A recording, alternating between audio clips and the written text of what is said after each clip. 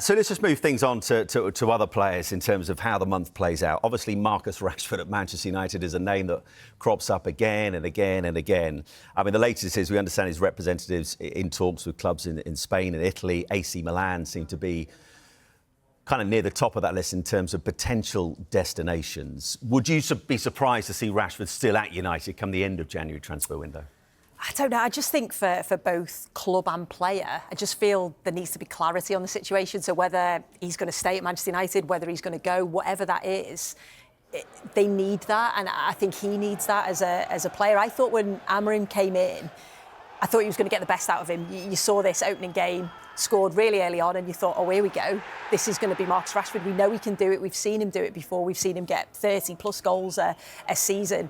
So I thought this is a real chance, but just never really seen enough of it, enough glimpses. So you think from a player's perspective, if he needs to go and find a new challenge, it's always difficult, isn't it, when it's an academy player coming through, that the fans obviously want him to do well. And so from a player's perspective, but also from a club's perspective now, does he need to go? It's difficult with the wages, isn't it? The money situation. So there's a lot of things in and around his contract at the moment, but I just feel there has to be clarity. It's done. It's done. They need to just find a solution to move Well, on. he's not played for them since December 12th. It's done. You can tell. I think, and it's only going to get worse. The situation's only going to get worse. Somebody, Sue touched on the clarity. Somebody needs to address the whole thing. You look at what he brought when he, for a period of time there. That's been absolutely, totally missing now for a long, long time, and it's getting to the stage now. It's only going to get worse. So somebody needs to come. I mean, as you say there with the wages, it's going to be very difficult. But somebody needs to address it, and for Marcus, he needs to move on. Does anyone on the panel think there is a way back for him at United, or is that ship set sail? No, I think just from a personal point of view with him, I think it's a new environment. He needs a new culture. It feels like there's just a dark cloud over himself there at Manchester United. There's been a lot of pressure on him. I truly believe that when he does go, because he will go at some point, whether it's in this window or if it doesn't happen, that wherever he goes, he will hit the ground running straight away.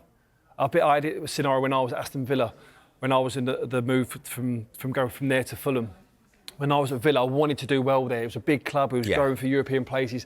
There was a few issues that I had with my son and health issues off the pitch. I just couldn't get it going. As soon as I went to Fulham, the first game, as soon as I walked into Fulham, it just felt like the show was just released and my career was kind of back. And I can just see that in Marcus Rashford. Yeah.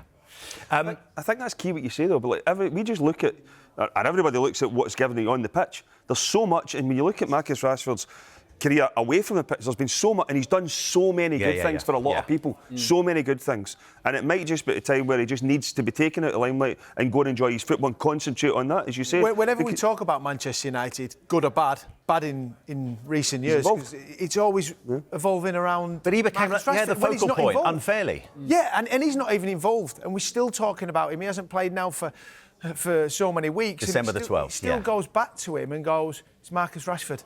Like, he just needs... He's took so much pressure on his young shoulders.